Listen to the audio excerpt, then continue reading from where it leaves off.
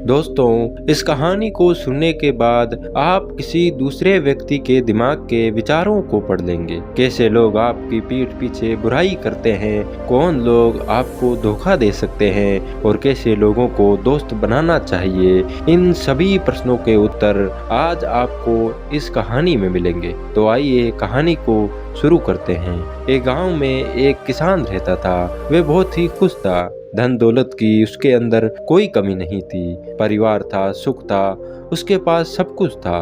और उसके दो बेटे भी थे जिनका नाम राजू और बबलू था। राजू तो शारीरिक रूप से बिल्कुल स्वस्थ था, लेकिन बबलू अंधा था।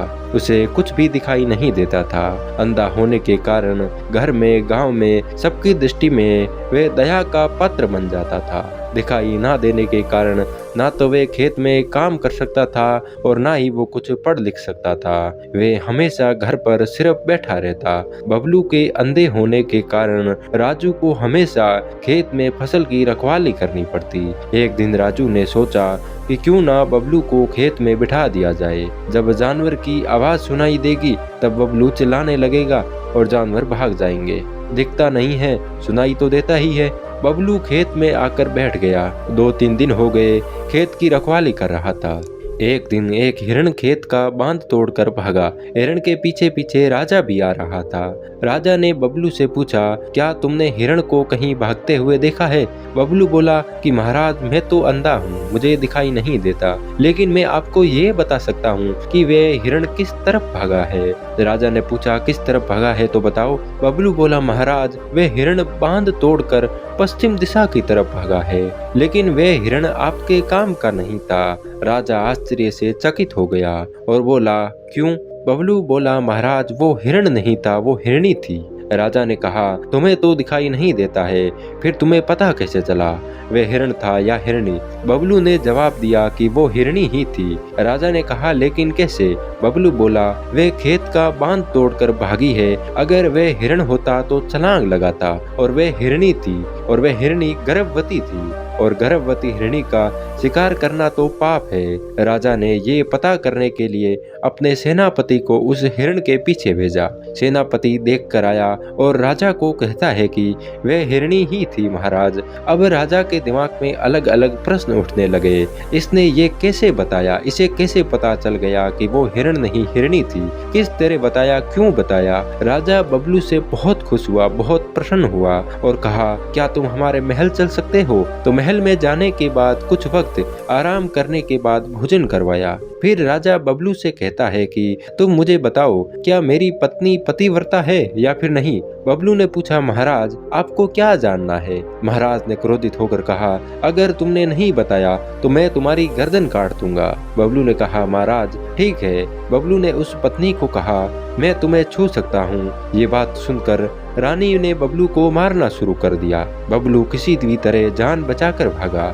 आकर महाराज से कहा, है महाराज, आपकी पत्नी पतिव्रता नहीं है। लेकिन महाराज ने पूछा, ये तुम कैसे कह सकते हो? बबलू ने कहा, मैंने महाराज आपकी पत्नी को छूने को कहा। इस पर आपकी पत्नी मना कर सकती थी, लेकिन महारानी ने मारना शुरू कर दिया और पराये मर्द को हाथ लगाना गलत होता है। बबलू ने कहा, महाराज आप पर कंजूस सेठ का साया है। महाराज बहुत क्रोधित हुआ और अपनी माँ के पास चले गए। पूछने पर माँ ने बताया कि जब मैं कांच में खुद को देख रही थी तब मुझ पर कंजूस सेठ की छाया आई। ये सुनकर महाराज बहुत खुश हुए और बबलू के पास गए और कहा कि तुम्हें कैसे पता चला कि मुझ पर सेठ का छाया है? तो बबलू ने कहा कि महाराज, अगर कोई दूसरा राजा होता तो अभी तक मुझे धन दौलत से हरा भरा कर दिया होता, लेकिन आपने अभी तक फूटी कोड़ी नहीं दी। महाराज हंसने लगे और कहने लगे कि तुम क्या मांगना चाहते हो? तुम जो मांगोगे वो तुम्हें मिलेगा। राजा ने कहा, तुम ये सब कैसे कर लेते हो? तो बबलू बोला, महाराज मेरी तो आंखें नहीं है। अगर मेरी आंखें होती तो मैं मनुष्य का मन आसानी से पढ़ लेता। मन की एक भाषा होती है जैसे मनुष्य के शरीर में, आंखों में, होठों में उसके काम करने के तरीके से देखी जा सकती है। अगर आप किसी व्यक्ति के साथ ज्यादा वक्त तक रहोगे तो आप उस आदमी के विचारों को जान लेंगे, क्योंकि आप पहले से ही उसके साथ है। आपको पता है कि वह किस समय क्या सोचता है, वो क्या बोलने वाला है।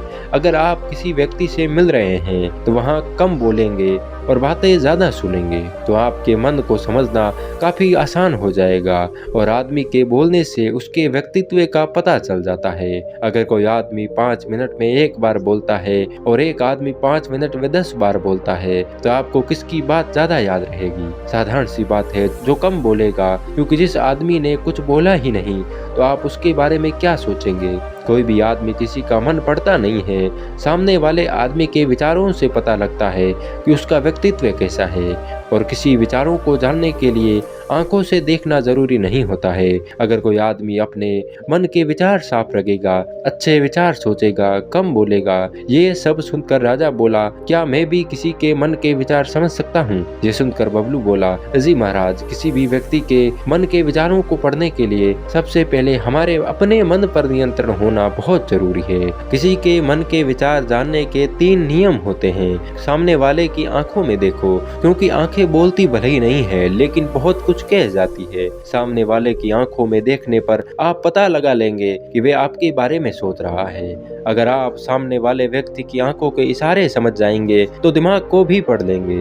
2 नंबर पर आता है चेहरा। अगर आप किसी व्यक्ति से बात कर रहे हैं, वे चेहरे से कुछ अलग अलग निशानियां देता है, हंस रहा है, इधर उधर देख रहा है, तो समझ जाना आपकी बात से प्रसन्न नहीं है, आपकी बात में उसे कोई रुचि नहीं है। तो ऐसे आदमी से आपको बात करनी ही नहीं चाहिए, क्योंकि वे आदमी आपकी बात सुनेगा ही नहीं और अगर सुन लेगा तो भी प्रभावित नहीं होगा। और तीसरा नियम है हाथों के इशारे और शरीर का व्यवहार। अगर आप गौर से देखेंगे तो आप जान पाएंगे कि सामने वाले आदमी को आपकी बात में रुचि नहीं होगी, तब वे एक जगह टिक कर नहीं बैठ पाएगा, आपकी बात का ज्यादा असर नहीं होगा। दोस्तों, सदैव पसंद रहिए, जो भी आपको प्राप्त है वो आपको पर्याप्त है। जिसका मन मस्त है उसके पास समस्त है। अगर वीडियो पसंद आए तो चैनल को सब्सक्राइब जरूर करें और वीडियो को लाइक करें। मिलते हैं किसी नई वीडियो में, तब तक के लिए धन्यवाद।